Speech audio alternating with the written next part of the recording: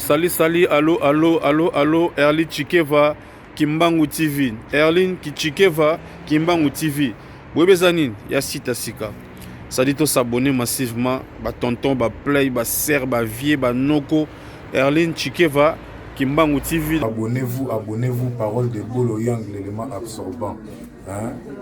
Erli Chikeva, Kimbangu TV. C'est-à-dire que vous loin quoi. Si c'est Rolanda Yango, Bolo Yang Ndazoloba. Erli Chikeva, Kimbangu TV. Donc, ba Congolais, Banderonanga tout. Nasengi na bino bat bolinganga de la part d'Ambassadeur Jean Montoussak. Abonnez-vous massivement et que ça la biso bien quoi. Alianga nzoto, amelinga makila ye, azoksinga motema, atikinga pamba sans amour. Erlin Chikeva, Kimbangu TV. Taros. Na ministre de l'Obana boye météo aza grave. Bino artiste comédien bosala ba association na kingani boza wapi. Ta kufa après boko beta sous ba porte comme d'habitude de bo mesana wana kokoko et tel mutu boye sunga biso o boye non tolembi. Bozo zela ya kufa après boko make non son excellence est telle maman est telle non. O boke na ko beta ba porte muninga bozo bela muninga boye. Boza wapi na tango yo muninga aza na mbeto hôpital na pasi na mawa boza wapi bandeko balandi ya Erli Chikeva Kimbangu TV ba gros bisous bisika bozomi na bandako na bino kaka nde na lobela rabino eza MK eloka makasi Taylor la femme du patron kande na yebisa rabino donc eloka ko commenter belé zalité kande na linga rabino. Ezali chaîne na bino édifia rabino chaîne epesa rabino bilengi chaîne la rabino ba vraie nouvelle quand on a semblé que MK ko sarati MK ya kenara vraiment au fond profondeur ya ko découvrir ba vraie nouvelle ya ko informer bino tozali susu na mama na likambu ya dega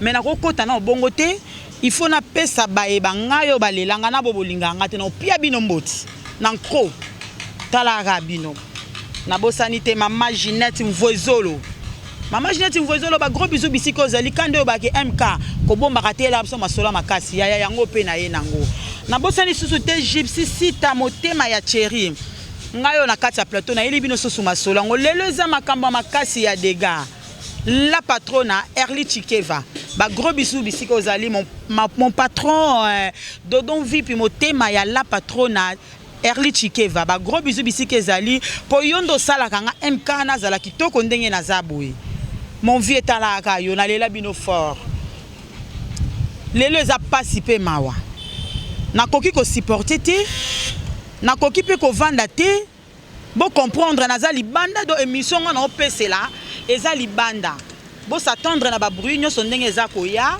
po ezali banda. Donc na méchant on a pas na mawa na bi jamais na okota te na kata plateau donc lelo na osala ngo libanda tout le monde ba yo kango kota la participer mawa artiste comédien ndenge ni bazo kufa na ministre de l'Obana mino boye météo aza grave na hôpital Saint-Joseph alors ndenge aza na kata hôpital na aide ezate bozo taleka bazo kensu na kokufa po awute ko bela makasa bimi mais azongi lisusu pendenga zongela na zongi te ke on est dans dans état critique alors bino artiste comédien bo sala ba association na kingani boza wapi bola lisupongi bozo c'est la ke ya lamuka ou soit ta kufa après boko beta sous ba porte comme d'habitude de bo mesana wana kokoko et tel mutu boye sunga biso o boye non tolembi ezala rati.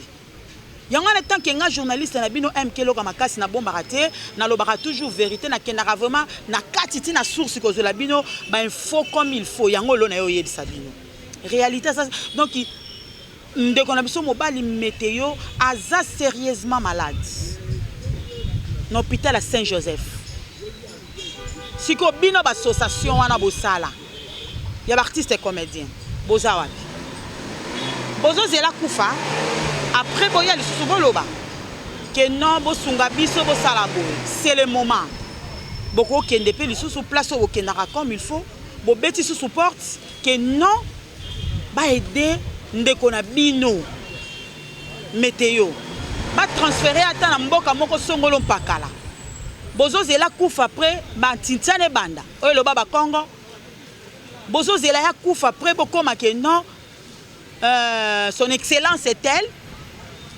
maman est telle non c'est le moment Ponde na lo babona na méchant mabela patrona bisiko vando Olanda MK loka makasi méchant na po na mona artiste comédien de ba okufa ata kutuma yango meli oki osubi boeti bazo sopana donc ilokwa na mai na 2019 tokufela ki maman na biso mindondo que son âme repose en paix lisungi utaki apesika morota après kokufa nde ba porte betami mais souffrir na ndaku ngana za oki otala na 2020 aboy pululu kaka na 2020 toto zali aboy dadi kitambala ngana benga kero pour moi mobala sora leki na scène betaka biloko solo mais to remplacer sous mutaboy wapi ba artiste na ba okufa na ka bata makasi peuple congolais artiste kuna ba kudu ba peuple congolais na ba artiste comédien obino bosala ba association na bino kingani songolo mpakala obokenda ko beta ba porte muninga bazo bela muninga oboy boza wapi na tango yo muninga aza na mbeto hôpital na pasi na mawa boza wapi yango yanga pe yoyo Cliton mama présidente ya maison mère aole la fort abi MK lobelango biso na poto tozo lobela yo pe kuna lobelango ezo sala pasi na mawa kotala toujours artiste comédien ka ya makasi o basala ka fierté ya Congo kaka bango nde wana nimtu bazo ken alors tozo kende wapi soki likambo ezali tozondi sabatu to solo la likambo ngo soso bokote kiso bani nango pe ya bino wana pe to luka pata basana nza balongola pe babilo kwango trop c'est trop yanga lona yaki na méchant moko ko sarana te hein pasteur de la foi. Je crois, si je me rappelle bien, en 2018 ou 2017, un certain prophète, Azaki Napoto, a benga pasteur de la foi, a yebisa que non, n'a vu vision moko boye pour na artiste comédien minene ya mboka oyo, ma bezo kota liwezo kota, pe ba koti banzela mabe. Pasteur de la foi sala que senga ki message en nzambe ko elaki. A benga ki mututu. Ba bazaki matoyi mangongi ba vanda ki ba ope ba tosaki ba yaki. Balobaki na lobotika banzela na boke. Balobaki babongisa banzela na bino. Alors bobongisa kango. Siko botana makambo donc toujours bongisa kaka batu moko donc on va ça la fierté ya Congo. Alors tozo kende wapi. Na pasi na mama. Hein? L'association na bo créa wana. Eza api na minute. To lukango. To lukango ke hein? Ebima. O comprendre. Tozo lukango ke ebima. Ebima pour méchant ça mabe, bon comprendre. Méchant vraiment côté. Malgré na momi mais na minute no bana bino bodon méchant ça mabe pour otala bato akufa lokwa ba mbinzo. Na kati ya campagne. Donc bobomi na bino yete dans le vide ka be kwa ko ina e bozu kambe boyo teke na Congo be boke na mboka bo. Non, trop c'est trop. Alors pour na ko transmettre message na transmettre encore na ba bonné na bisoté. Monde entier. Na ba comédien tout bo sala ba association na bino kingani na otanga te me bomi yebi. Bo se sensibiliser. Bo luka, bo sunga muninga na bino météo. So moni ke na Congo ça ne va pas bo bimane libanda mboka. La minga rolobezate pour mécher za mabe. Mais ba onga lingara bango on continue toujours kozana bino ensemble. Bo s'abonner massivement na Early Chikeva Bilengi TV, bo tala kaka. Chaîne oyo mutu na bino oyo nga bomba ka somme ke nga vraiment na kendaka ti na source. Yango mona meme libino. Mais na osuki sa bino bote na pia bino na bilengi. Nga na okende ti na hôpital. Na koma na hôpital, na sola na météo. Ata ko koloba te maboko zwa tant de fils ke kaka ba image bo mona ndenga za hospitalisé na hôpital. Na ozonga lisu na plateau. Pour trop c'est trop. Comment? Tomo kunda batu lokwa tozo timola mabulu pona ko kunda ba salité ba full ou comment? Non. To lembi. La patronne a gagné Chikeva. Ba gros bisous. La patronne. Yo kaka eza pasipe mawa. To yeba te to kende wapi na Kongwango. Après muto ko kufa kingani zonga sala non ezala bongo ti. Ezala raté. Jean Chikeva. Ba gros bisous bisika yo zali. Maître Chikeva. Tala ramno ba maître. Bola la pongi mais bolobela pe likambango ti. Bolobela likambango tala kaka. Andi Bozo. Ba gros bisous bisika bozali. Mon vieux il est moi na poto tango. Na yebi ke vieux za na kin. Mi matin petit na oyo yebi ka vieux. Ba gros bisous bisika ozali vieux na ngai. To yambela maboko ofungwama. Ya mingi rolobeza te donc meshe za makasi po na otaba ndeko na nga basi to mibali ndeba okende donc eza passe mingi. Bo s'abonner massivement na répéter les sous. Donc chaîne ya boye eza nango ebeleti.